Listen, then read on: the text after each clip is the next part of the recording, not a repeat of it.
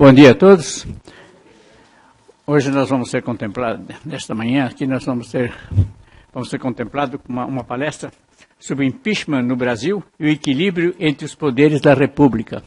O tema é palpitante, né? Porque impeachment é um dos temas de hoje que exerce uma influência muito grande na nossa política. Então há várias nuances assim, a serem estudadas. E eu tenho certeza que o Dr. Antônio Richetelli é um grande jurista, professor de Direito Constitucional, então está apto a nos fornecer, e tenho certeza disso, que nós vamos ter uma ótima palestra, e vai nos fornecer grandes elementos para estudos. O Dr. Antônio Richetelli, né?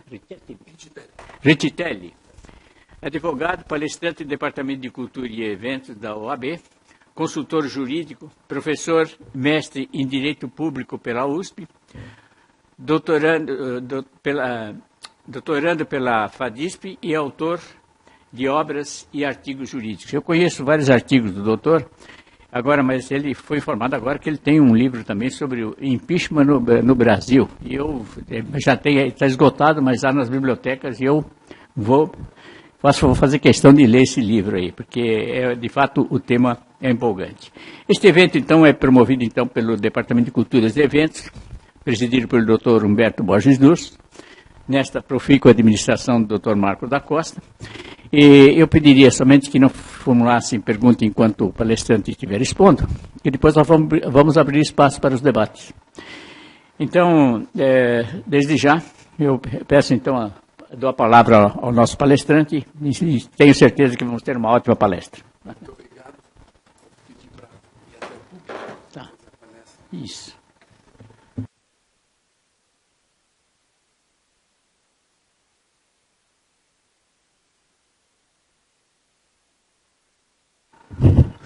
Ok. Bom dia a todos. Uma satisfação estar aqui, ter essa oportunidade de poder estar debatendo temas de relevante interesse público, né, de nossa sociedade política, econômica, social, jurídica, aqui de São Paulo e do Brasil. Quero agradecer a oportunidade na pessoa do presidente Marcos da Costa, o vice-presidente Romeu Canton, particularmente ao meu amigo Humberto Durso, diretor do Departamento de Evento e Cultura da OAB de São Paulo. E agradecer, evidentemente, o prestígio da presença aí dos senhores aqui, né? Sem os quais não teríamos aí até motivação para isto. Bem, o tema, como o nosso caríssimo apresentador comentou, é um tema palpitante, efervescente e atual, e procurarei responder algumas perguntas do tipo que fez o nosso saudoso ministro da Justiça e também ministro do Supremo Tribunal Federal, o saudoso Paulo Brossard, quando está em idos de 1990, já dizia e se perguntava: será que o impeachment é uma peça de museu? E, coincidentemente, logo em seguida tivemos o impeachment de um presidente, do então presidente Collor. Não é? Perguntas como essas, como qual a natureza jurídica do impeachment, que também é um tema bastante árido, e se efetivamente o impeachment é um remédio que serve, que tem uma função específica, tem funcionado para garantir o Estado Democrático de Direito, as instituições e, particularmente, o equilíbrio e a harmonia entre os poderes. Porque nós temos assistido, principalmente nos últimos tempos, verdadeiras interferências, intromissões, e imagino eu que o Barão de Secondal, que escreveu o Espírito das Leis, Montesquieu, deve ter se revoltado muito ali no seu leito de repouso, porque harmonia e independência entre os poderes no Brasil tem sido uma questão francamente, realmente complicada, né? Em muitas situações transgredida, desconsiderada. Essa que é a verdade. É o que nós vivemos. Então vamos lá. A origem do impeachment, como é de conhecimento público, o impeachment teve a sua origem, o seu nascimento na Inglaterra, no início do século XIII, quando predominava uma natureza basicamente penal. Vale dizer, aqueles que eram condenados pelo processo do impeachment, eles respondiam com restrição de liberdade e outras questões, e podiam responder até com a própria vida. Essa é a ideia original do Instituto do Impeachment. A palavra impeachment, para ficar bem claro, significa impedir, impeach, verbo impedir, no inglês, impedir aquele que, em função do cargo, do cargo que exerce, continue cometendo atos contra o relevante interesse público. Vamos aqui atualizar e dizer o interesse da República. Não é? O impeachment, com relação ao seu histórico, ele migrou para os Estados Unidos e, quando lá chegou, assumiu feições, características predominantemente políticas. Ok? Veio para o Brasil já na primeira Constituição Imperial de 1824 e continuou com esta natureza ainda dúbia, penal, política, e mais uma característica nós vamos acrescentar. E já lá na Constituição de 1824, e desde lá, não atingia a figura do imperador, mas sim apenas dos seus ministros. Não é? Era assim que funcionava. Um parênteses que vale a pena comentar, no século XVII, mas especificamente final de 1688, tivemos lá a Revolução Gloriosa, e o Instituto de Impeachment teve uma função relevante para a implementação do sistema parlamentarista de governo na Inglaterra.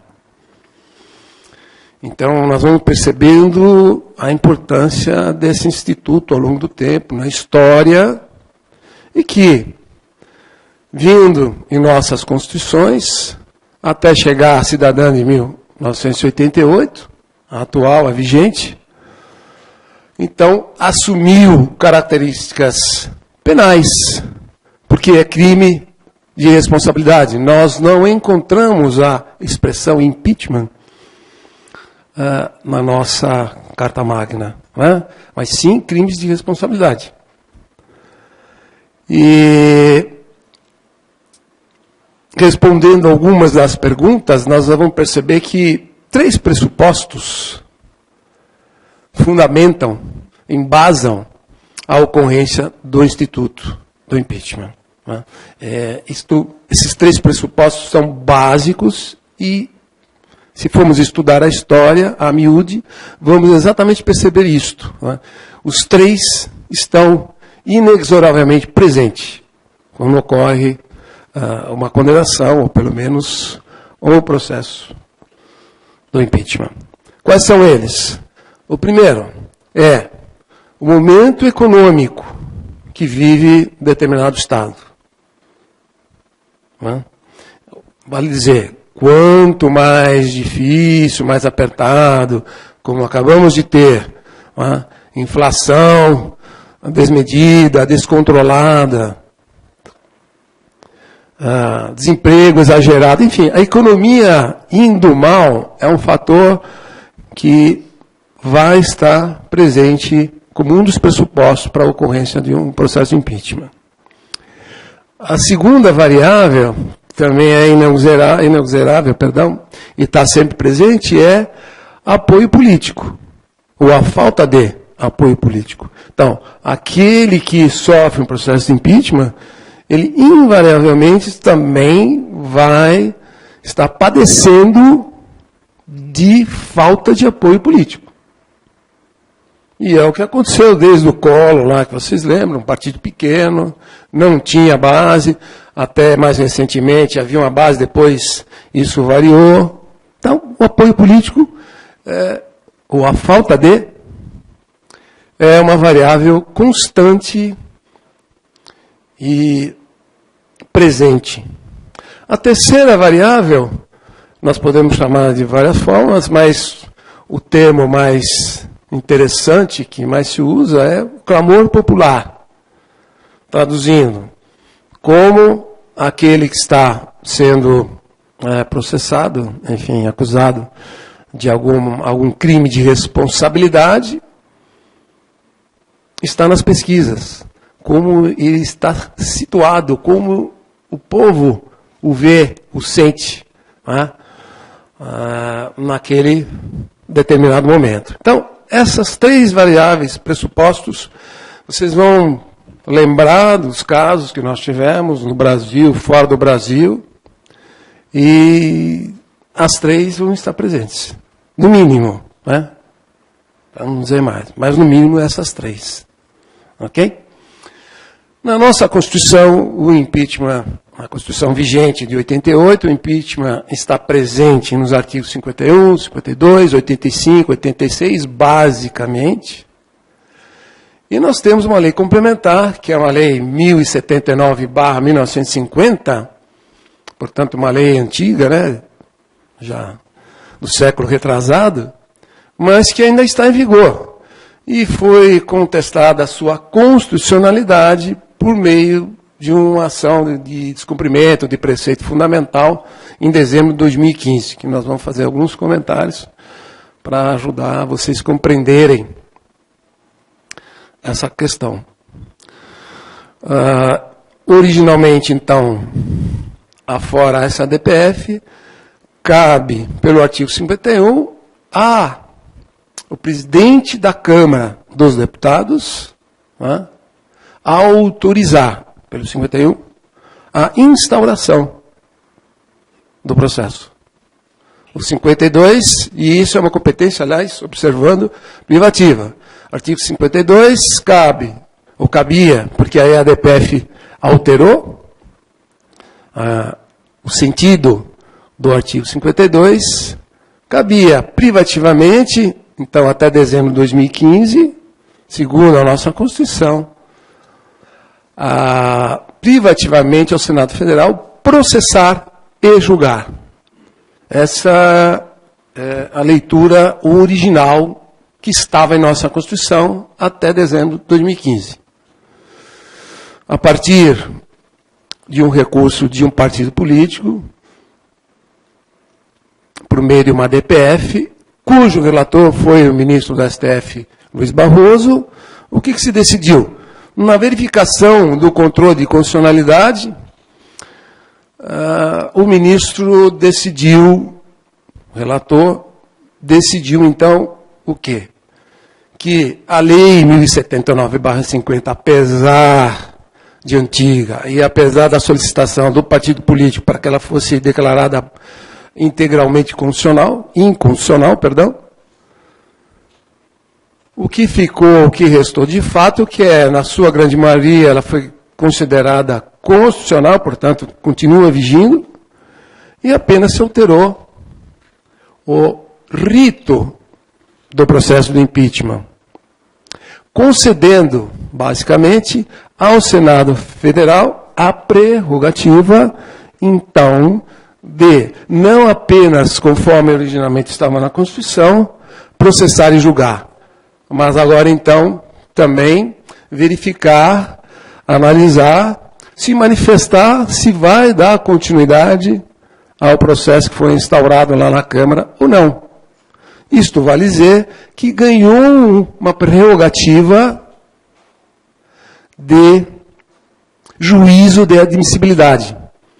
Então, temos, a partir disso, da DPF 378, mais uma instância no procedimento do impeachment.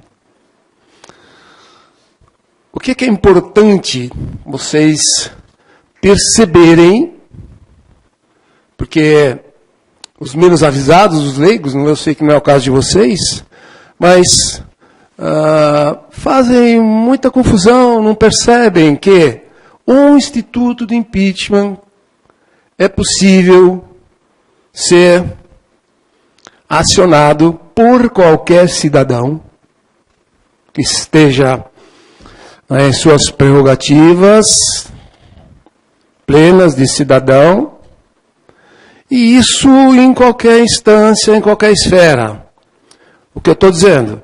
Que um instituto de impeachment ou os crimes de responsabilidade não são imputados, segundo a nossa Constituição, nosso sistema desde 50, reforçado,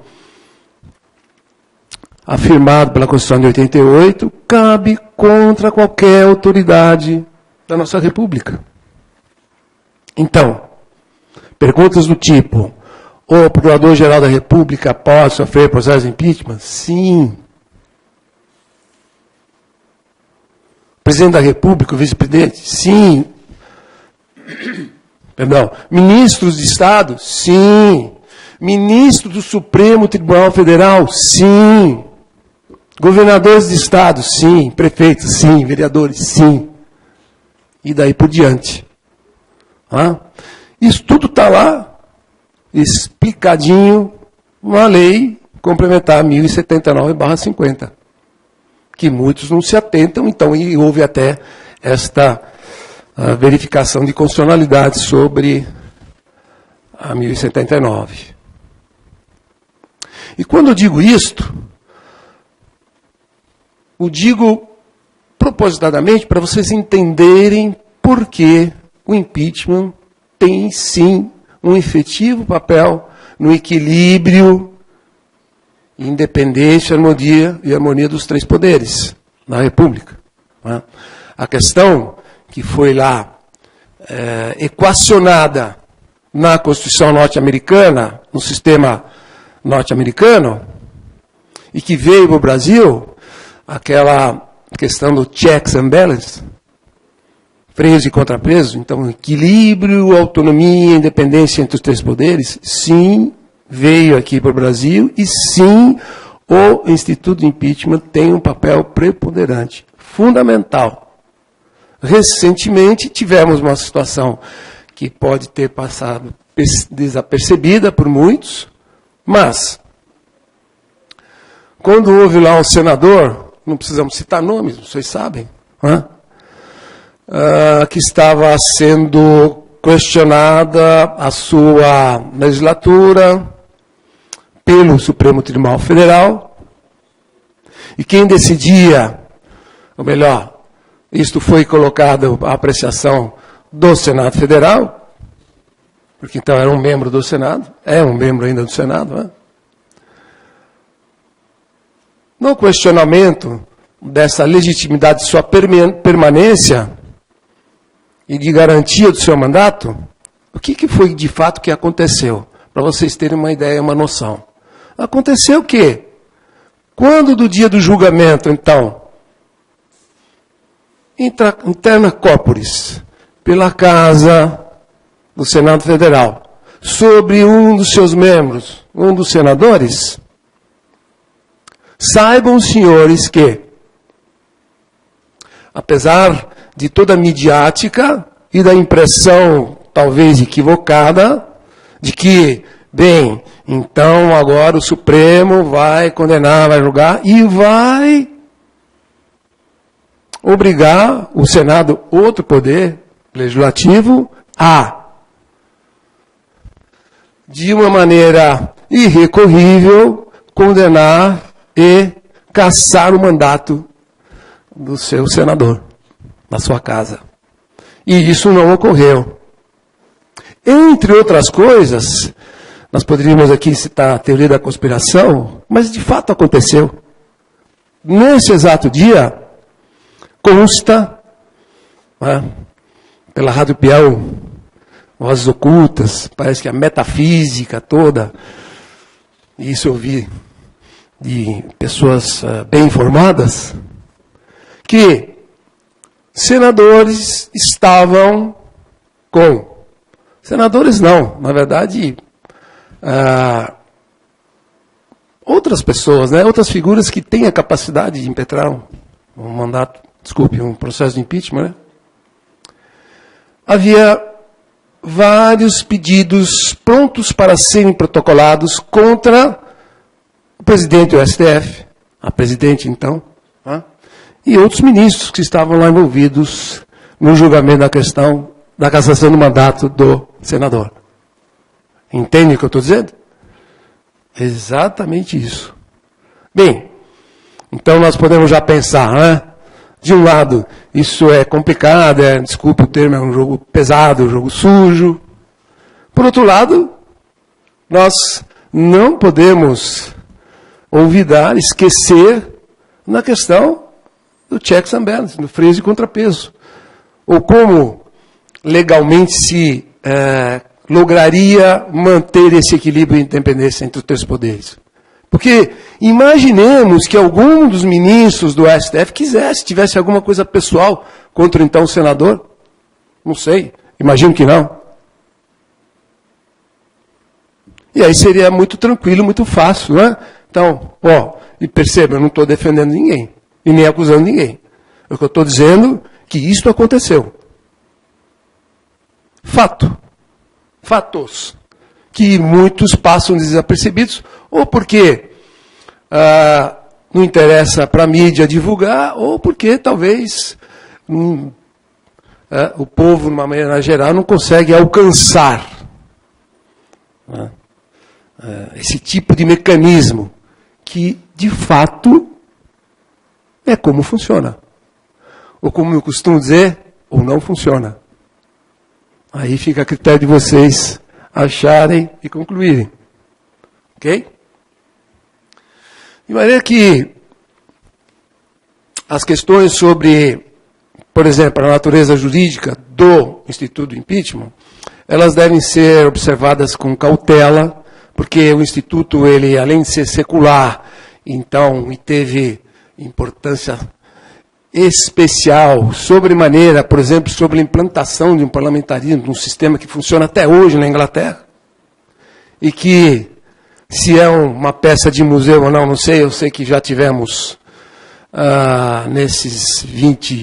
essas 2 últimas décadas, 2 presidentes impeachados, e, até para que vocês saibam, todos os presidentes, todos que passaram, após o advento da nova Constituição de 88, todos tiveram pedidos de impeachment contra as suas pessoas. A maioria não vingou, porque, vejam, depende de um presidente da Câmara dos Deputados apreciar e dar andamento. Pronto. E aí temos uma questão política. Eminentemente política. E aí, naquele momento, como está a economia? Como está, vamos falar genericamente, ou predominantemente, a figura do presidente da República no nosso sistema presidencialista naquele momento? Como ele está perante o povo? Como é que está o ibope dele, não é? Como é que ele está nas pesquisas? E, aí sim, a questão crucial. Que apoio político ele tem ou não tem no Congresso? Porque isso é determinante. Se ele tem apoio, pelo que temos visto até, temos aí o presidente atual que parece que está, eu não sei a que custo, mas se mantendo lá no poder. Não é? Porque vocês sabem que, inclusive, a OAB Federal entrou lá com um pedido de impeachment lá já há algum tempo, por algumas razões. E todas as vezes que isso bateu a porta do Legislativo, esse pedido foi rechaçado, não foi contemplado. É isso que tem acontecido. Então, apoio político fundamental. Economia, vocês avaliem. Já esteve pior. Está bem? Não está, mas já esteve pior. Né? E aí sim, o apoio popular, o clamor popular, ou as vozes roucas na rua, parece que não suportam, não dão suporte à permanência, né? Então, do atual presidente. Mas percebam que é uma equação que ela está, sim, presente, né, em todas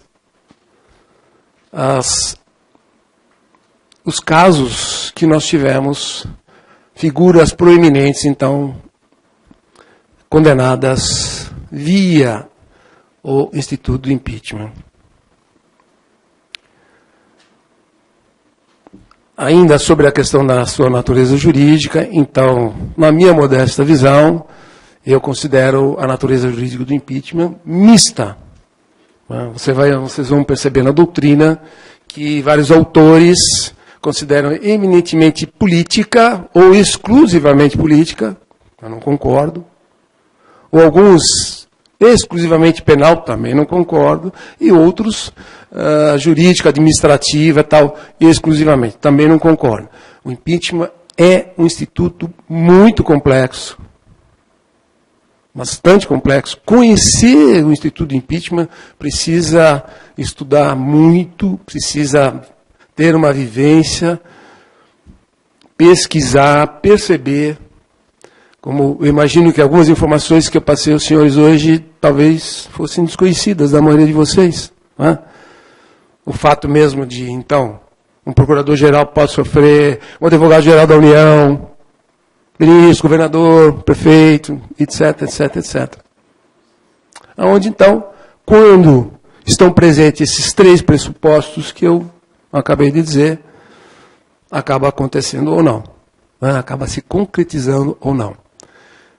Então, na minha modesta opinião, dependendo da fase, quando de sua instauração, depois processamento e julgamento, etc., o Instituto do Impeachment tem determinada natureza jurídica. E por isso que eu prefiro, eu entendo, eu acho mais razoável afirmar que é sim um instituto de natureza mista.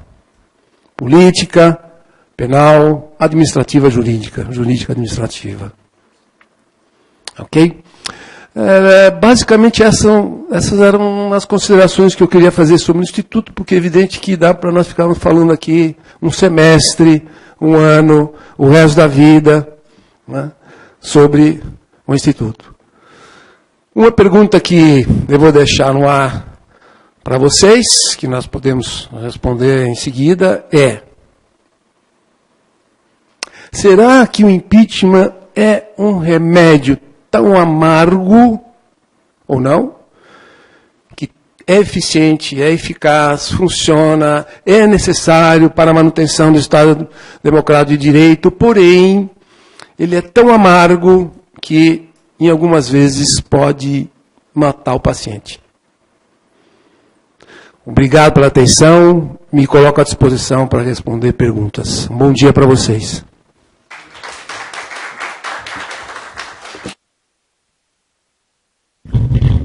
Muito bem, doutor Antonelli, foi proveitosa essa palestra, não deixou lacunas, foi muito bem, foi uma verdadeira aula e cobriu todos os pontos, não deixou nenhuma lacuna. Antes de abrir para os debates, eu vou proceder aqui à entrega do certificado que diz o seguinte: a Ordem dos Advogados do Brasil, Seção São Paulo, por seu Departamento de Cultura e Eventos, certifica que o Dr. Antônio Richetti proferiu palestra sobre o tema Impeachment no Brasil e o equilíbrio entre os poderes da República, realizado nesta data no Salão Nobre desta entidade, São Paulo, 23 de janeiro de 2018. Assinado Dr. Marcos da Costa, Dr. Humberto Luiz Borges Durso. Então, aqui está, doutor. Certificado.